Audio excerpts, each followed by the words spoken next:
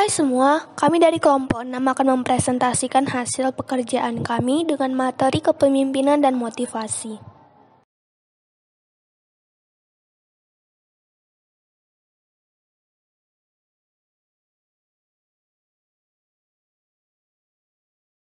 Sebelumnya, saya akan memperkenalkan anggota-anggota dari kelompok 6. Di antaranya ada Dito Alfeisa, Laura Nita Bangun, Sofia Lola Naibaho, Angelita Sihotang, dan Mutiara Septiani Sihite.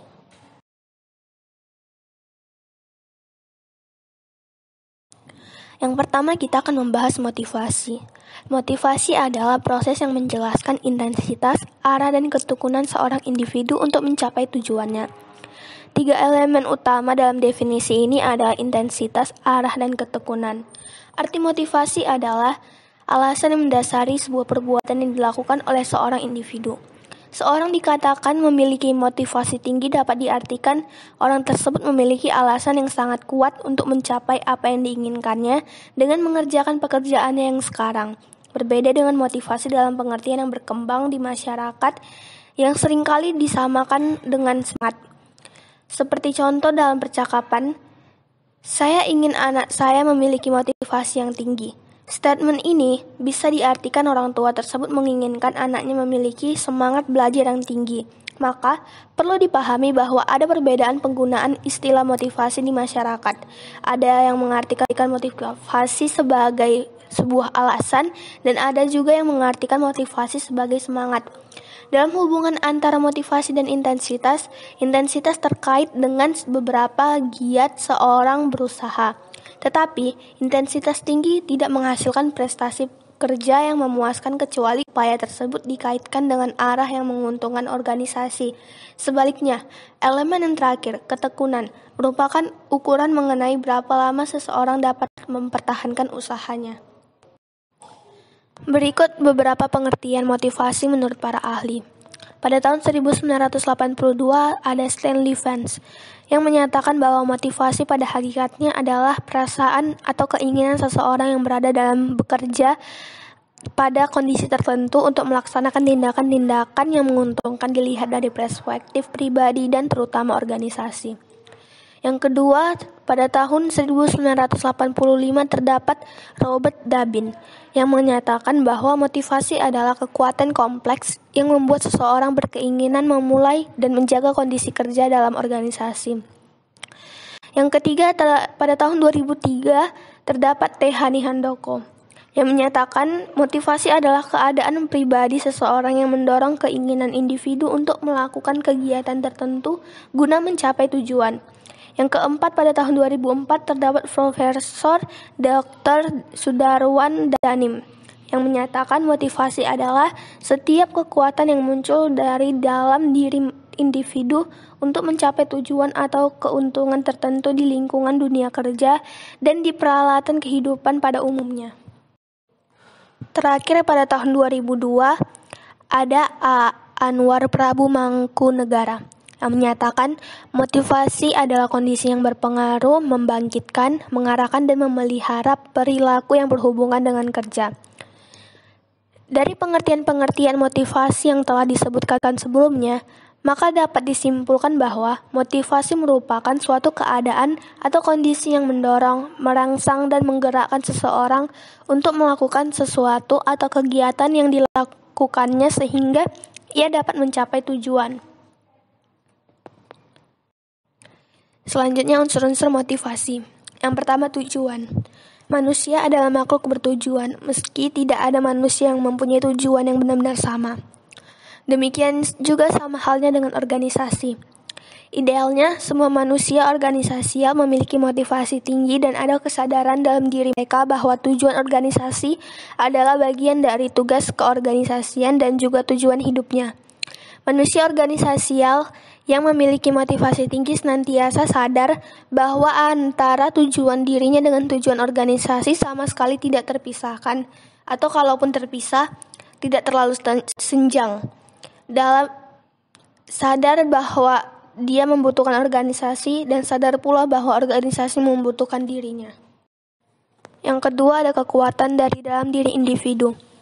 Manusia adalah insan yang memiliki energi.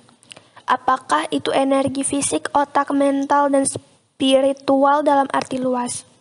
Kekuatan ini berakumulasi dan menjelma dalam bentuk dorongan batin seseorang untuk melakukan sesuatu dengan baik dan benar.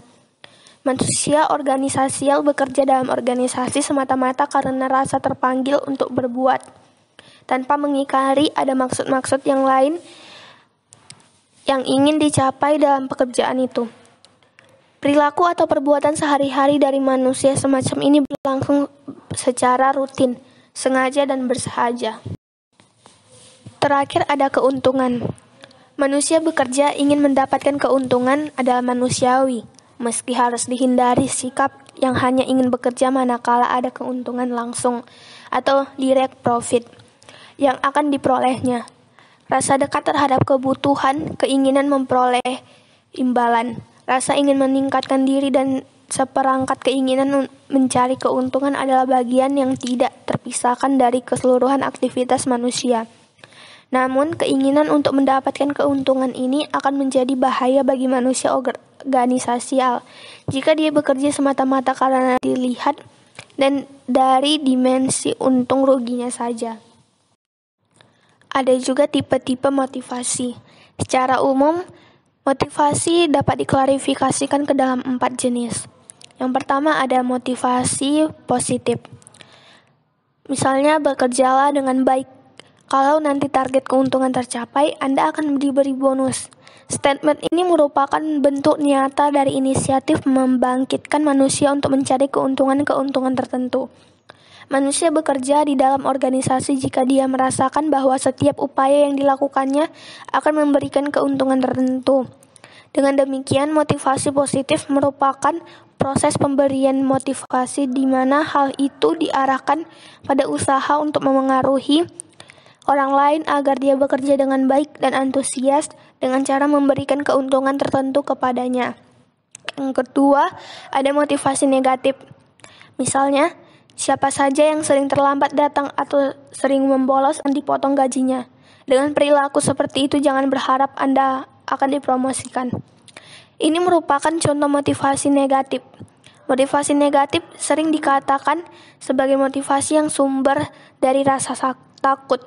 Misalnya, jika Anda tidak bekerja akan muncul rasa takut dikeluarkan, takut tidak diberi gaji, dan takut dijauhi oleh rekan kerja.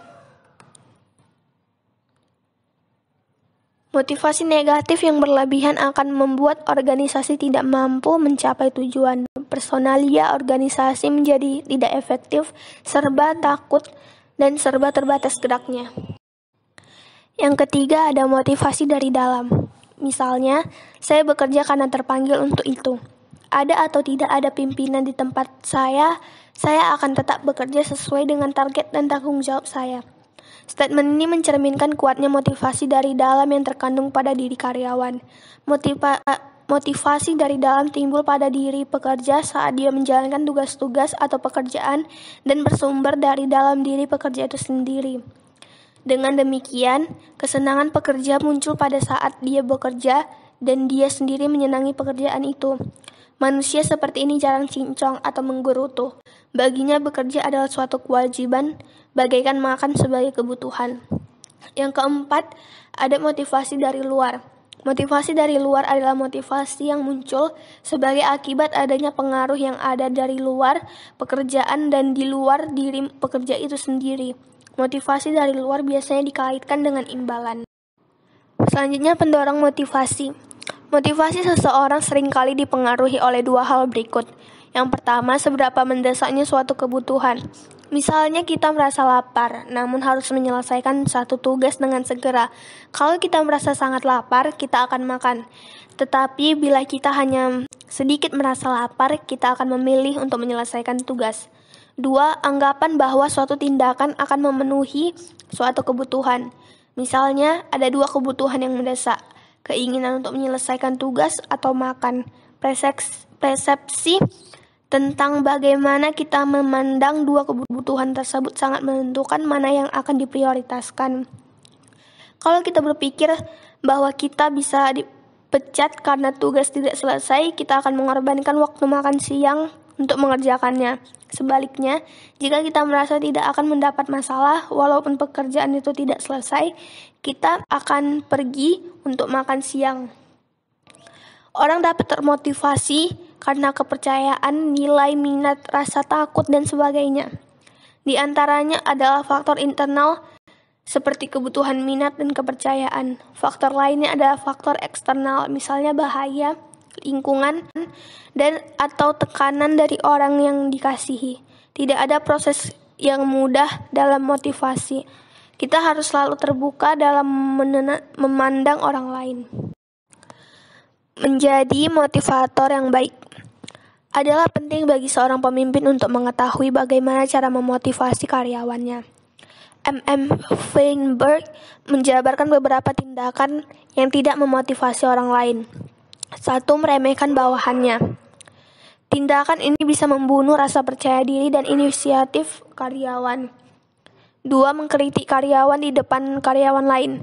Tindakan ini pun bisa merusak hubungan yang sudah terbina baik. Yang ketiga, memberi perhatian setengah-setengah atau tidak memperhatikan karyawan. Kalau seseorang pemimpin tidak mempedulikan karyawannya, maka rasa percaya dirinya akan luntur. Yang keempat, memperhatikan diri sendiri. Pemimpin yang seperti ini dianggap egois dan hanya memanipulasi karyawan untuk kepentingannya sendiri. Yang kelima, menganak emaskan seorang karyawan. Tindakan ini sebaiknya juga tidak dilakukan karena bisa merusak moral karyawan lain. Yang keenam, tidak mendorong karyawan untuk berkembang. Kalau karyawan merasa bahwa bos juga ikut berjuang bersama, mereka akan sangat termotivasi. Informasikan kesempatan yang ada dan jangan pernah mengekang minat para karyawan. Yang ketujuh, tidak mempedulikan hal-hal kecil. Ada yang nampaknya kecil bagi Anda, mungkin saja sangat penting untuk karyawan. Yang ke-8, merendahkan karyawan yang kurang terampil. Seorang pemimpin memang wajib menolerir ketidakmampuan karyawannya, namun harus hati-hati dalam menangani permasalahan yang ditimbulkan agar tidak sampai mempermalukan karyawannya. Yang ke-9, ragu-ragu dalam mengambil keputusan. Atasan yang ragu-ragu mengakibatkan keimbangan di seluruh organisasi. Sesungguhnya cara yang paling baik untuk memotivasi karyawan adalah melibatkan mereka dalam proses pengambilan keputusan. Saran, rekomendasi, dan kritik adalah pendorong yang paling efektif dan sangat memotivasi organisasi yang berani menerapkannya. Selanjutnya kita akan membahas kepemimpinan. Yang pertama, hakikat kepemimpinan dan pengertiannya. Ada begitu banyak definisi mengenai kepemimpinan yang dapat disimpulkan bahwa pemimpin adalah orang yang mendapat amanah serta memiliki sifat, sikap, dan gaya yang baik untuk mengguru atau mengatur orang lain. Kepemimpinan adalah kemampuan seseorang mempengaruhi atau memotivasi orang lain untuk melakukan sesuatu sesuai dengan tujuan bersama. Kepemimpinan meliputi proses mempengaruhi dalam menentukan tujuan organisasi, memotivasi perilaku pengikut untuk mencapai tujuan, mempengaruhi untuk memperbaiki kelompok dan budayanya. Dari batasan tersebut, dapat diketahui bahwa kepemimpinan atau memimpin adalah usaha untuk menggerakkan orang lain ataupun bawahan yang dipimpin, supaya mereka dapat bekerja sama untuk menuju tujuan yang diinginkan bersama dan yang dianggap penting bagi mereka. Jadi kepemimpinan itu dapat timbul kapan saja dan di mana saja. Adapun jenis-jenis kepemimpinan, Dr. George R. Terry mengemukakan berbagai jenis kepemimpinan, yaitu sebagai berikut. Yang pertama, kepemimpinan personal atau personal leadership type. Yang kedua, kepemimpinan non-personal atau non-personal leadership type. Yang ketiga, kepemimpinan otoriter atau authoritarian leadership type. Yang keempat, kepemimpinan demokrasi atau democratic leadership type. Yang kelima, kepemimpinan kebapakan atau paternalistic leadership type. Yang keenam, ada kepemimpinan bakat atau endogenous leadership type.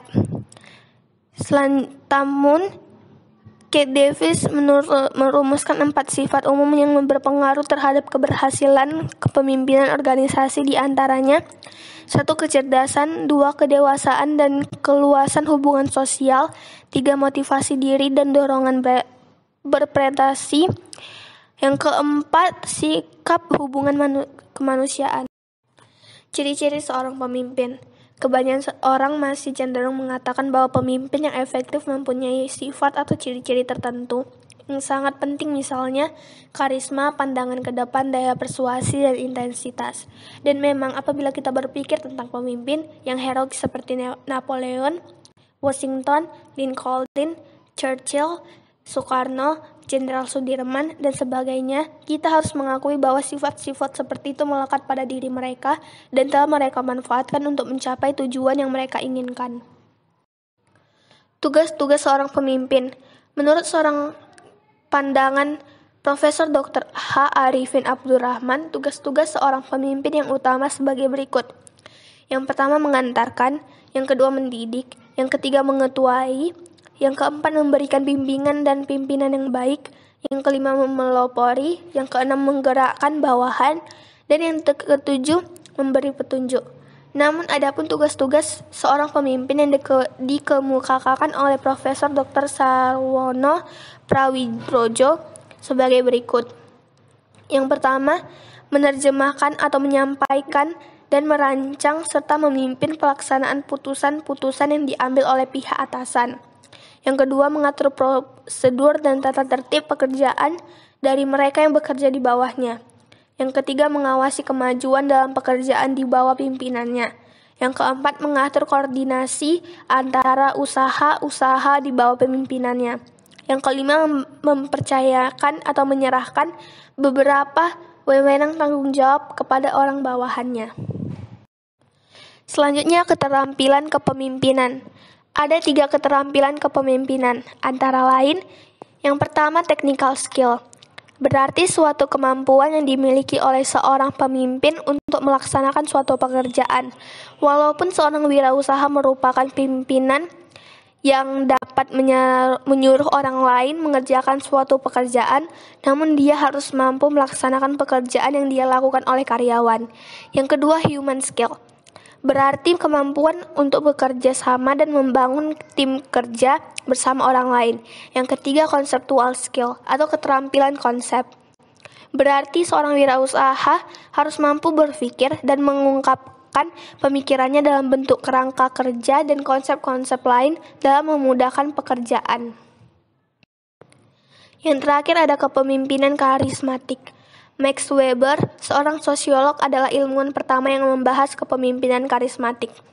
Lebih dari seabad yang lalu, dia mendefinisikan karisma yang berasal dari bahasa Yunani yang berarti anugerah, sebagai suatu sifat tertentu dari seseorang yang membedakan mereka dari orang kebanyakan dan biasanya dipandang sebagai kemampuan atau kualitas supernatural, manusia super, atau paling tidak daya-daya istimewa. Kemampuan-kemampuan ini tidak dimiliki oleh orang biasa, tetapi dianggap sebagai kekuatan yang bersumber dari yang ilahi, dan berdasarkan hal ini, seorang kemudian dianggap sebagai seorang pemimpin.